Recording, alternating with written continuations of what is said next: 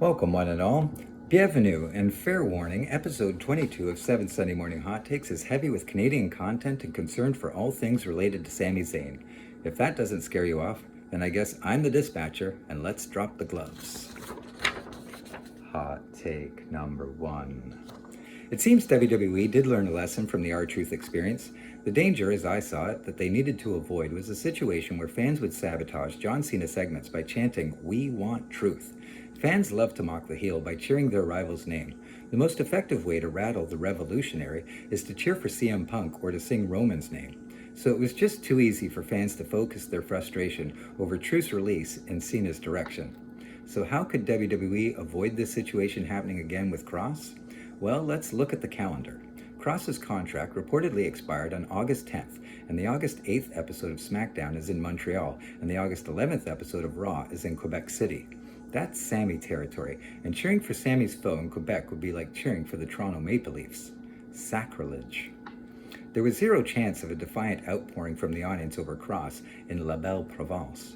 It takes a certain amount of foresight and cunning to set up that feud and have the stars align that way. That's pretty slick manipulation, and some might even call it underhanded. Hot take number 2. While we were in Quebec City on Monday, Sami got jumped and triple teamed by Solo's group, but no one comes out to save him, not even Sheamus, who was standing right there. But then later we find out that Jey Uso is in the building, and he runs out to make the save for CM Punk and LA Knight. Yeah? Yeet? Remember when KO was mad that Sami didn't help him at the Rumble, but then helped Roman? Do you think maybe Sami is starting to understand what KO was upset about now? Probably not. I'm still waiting for Sami to wear a Kevin is Right t-shirt, but it's looking less and less likely. Side note, did you know that Karrion Kross's real name is Kevin? Oh wait, suddenly it all makes sense. Kevin is right. Every Kevin is always right. Well, I'd love to see that on a t-shirt. Hot take number 3. Call me old-fashioned, but I think a babyface is a protagonist. I like my good guys to be good guys, and my bad guys to be downright evil. For me, a babyface has honor, integrity, sportsmanship, and social skills. And if we're lucky, the babyface will get the opportunity to be heroic. So I'm really miffed about the babyface behavior from last Monday. Let me run it down for you. 2 top babyfaces open the show by bitching at one another. The crowd goes from cheering for both of them to neither of them.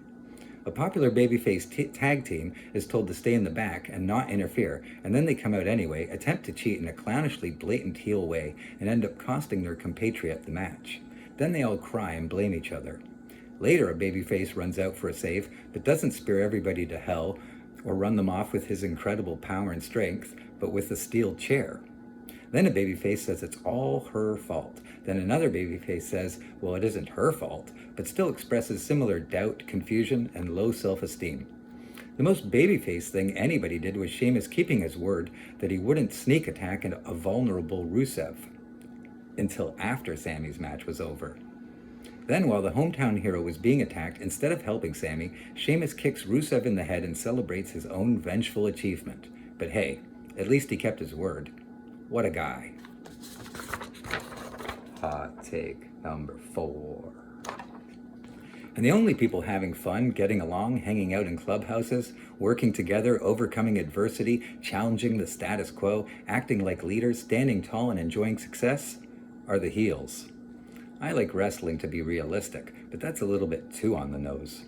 I also want wrestling to be an escape, and if possible, tell a story that confirms a core belief inside, for connection, for redemption, that even in a small corner of the universe, there's still hope for humanity, and the struggle for justice remains a worthy endeavor. Violence without purpose is like art without meaning. It might be fascinating, but it's not interesting. At least we got some decent babyface display on Friday in Boston, with Sami, Jimmy, and Jacob hugging and victorious. Hot take number 5.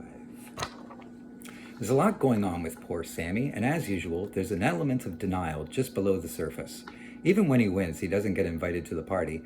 Sami's on a bit of a hot streak right now with clean victories over Kross and Solo and Rusev by DQ. And he keeps talking about wanting a world championship opportunity, and yet LA Knight and Jey Uso got spots in the four-way with Punk and Rollins.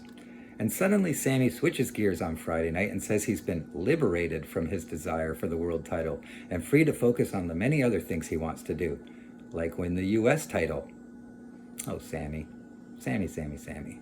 It's cool that you got a hug from Jacob Fatu, but do you think he'll hug you again while you're wearing his US title around your waist? Yar, I mean, Sami? What would Kevin say? Either of them. Hot take number 6. Okay, one hot take that isn't influenced by Sami, but it'll be quick, just like their matches. Fraxiom are really excellent, but they're being wasted on SmackDown. I've said before that I think they should move to Raw. I'd like to see them take 2 out of 3 from the New Day, then 2 out of 3 from American Made, and then take a run at Judgment Day. That's all. Hot take number 7. Sometimes I like to get nostalgic. On Monday, WWE acknowledged several superstars and legendary wrestlers from the province of Quebec. They mentioned Kevin Owens, Sami Zayn, the Quebecers Jacques and Pierre, Pat Patterson, Stan Stasiak, and Rick Martel. Martel is one of my all-time favorites. A few more names not mentioned are Raymond Rougeau, who teamed with brother Jacques as the Fabulous Rougeaus, Rene Goulet, who had a tremendously long career in wrestling, and the very tragic Dino Bravo. Bravo is one of the very best workers of the Golden Era, up there with Hercules and Haku for his ability to put babyfaces over. He's in a lot of WrestleManias, Royal Rumbles, Survivor Series, and SummerSlams from that era. He was always involved in something in the mid-card and never really achieved more than setting a new bench press record, supposedly. He was the WWF's first and only Canadian heavyweight champion and once teamed with Jacob Fatu's father, Haku, then known as King Tonga, to defeat Valentine and Beefcake at a house show in Montreal. And just 6 weeks after that, at another Montreal house show, defeated the Macho Man by countout. Sadly, Bravo's life was cut short by 11 bullets, an unsolved homicide in his own home. Dark Side of the Ring has an episode that covers his life and death, and it's probably one of the better episodes and worth a look. Thanks for being here. It was a busy week for Sami, who seemed to be in the middle of everything. For those we neglected to cover, and for those that can't be with us right now, like Karrion Kross and Kevin Owens, and also Dino Bravo, je me souviens. I remember. I'm the dispatcher. You're on the top turnbuckle. And every day is a sunset flip.